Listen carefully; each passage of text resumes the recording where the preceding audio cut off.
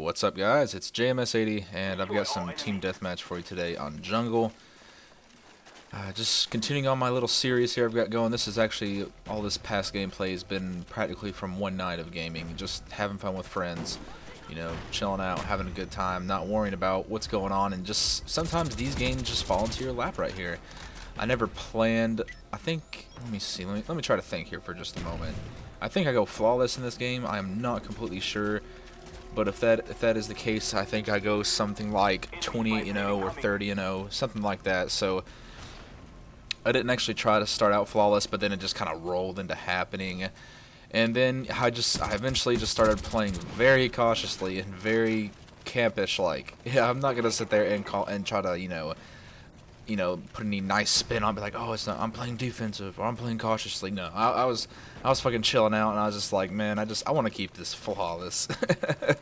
So I'm not gonna deny the fact that I was camping, near towards the end of it, because I sit there as soon as I got my chopper gun, I'm like, man, and after I completely pwned on the opposing team, I was like, you know what, I could go flawless in this.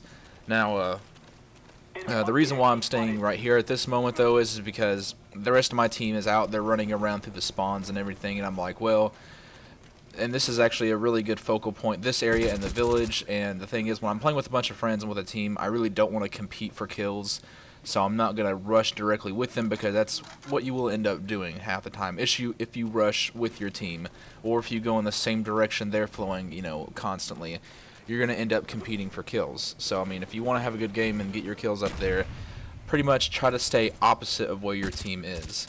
And right there is actually a really good spot. I recommend it to anybody. If you kind of stand up on the very little top of that little tin shack right there, you can slightly see over to the bridge when they really can't see you at all. So, I mean, it's a good little spot. But anyway, using the FAMAS here with a silencer, using Scavenger Pro, Sleight of Hand Pro, and Marathon Pro.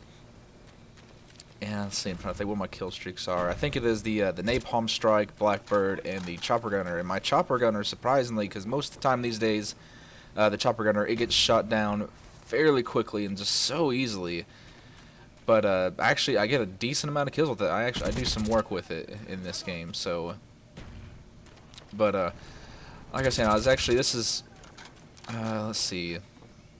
Yeah, it's been a while since I've gone flawless. I had to think there for a moment, because I mean, I really don't try to get them.